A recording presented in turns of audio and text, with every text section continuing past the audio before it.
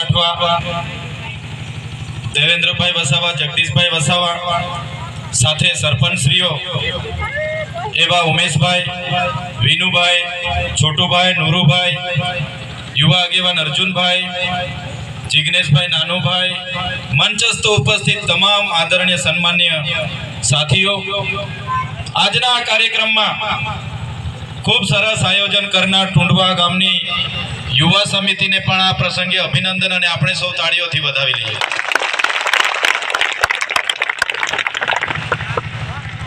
ત્યારે આજનો આ કાર્યક્રમ જનજાગૃતિ માટે સાકામ રાખવા માટે આવ્યો છે. શું કામ જરૂર પડી આ કાર્યક્રમની તેની આપણે ચર્ચા કરીશું.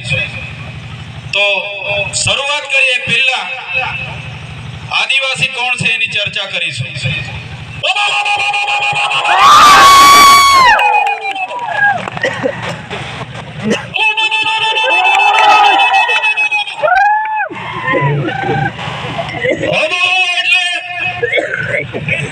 કરે છે ને આપણે બધા આ ઓબો ખાલી આદિવાસી જ કરે. દેશ અને દુનિયામાં ઓબો આપણા દેશમાં આપણું રાજ, આપણા વિસ્તારમાં આપણું રાજ, આપણા ગામમાં આપણો રાજ.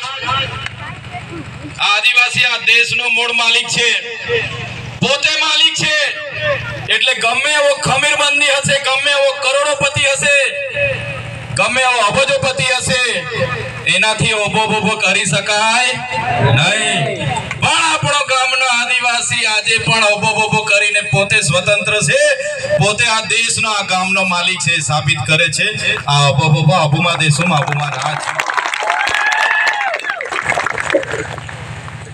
આદિવાસી આ દેશનો માલિક છે.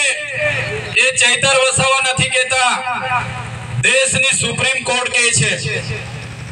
આદિવાસીનો ઇતિહાસ કહે છે, યુનો કહે છે, આપણું બંધારણ કહે છે. સાથીઓ, આદિવાસી આ દેશમાં 1-2000 વર્ષ નહીં, હજારો વર્ષ પહેલા સૌથી પહેલા પૃથ્વી પર કોઈ આવ્યું હોય તો એ આદિમાનવ માંથી આદિવાસી આવેલો છે. આદિવાસી આપણા પૂર્વજો હતા. આદિ અનાદિકાળથી આ પૃથ્વી પર વસનારા આપણા પૂર્વજો હતા. હજારો વર્ષ પહેલાની આપણી સંસ્કૃતિ છે, ધર્મ પૂર્વી સંસ્કૃતિ છે. આપણી ધર્મથી પણ પૂર્વી આદિવાસીઓની સંસ્કૃતિ છે.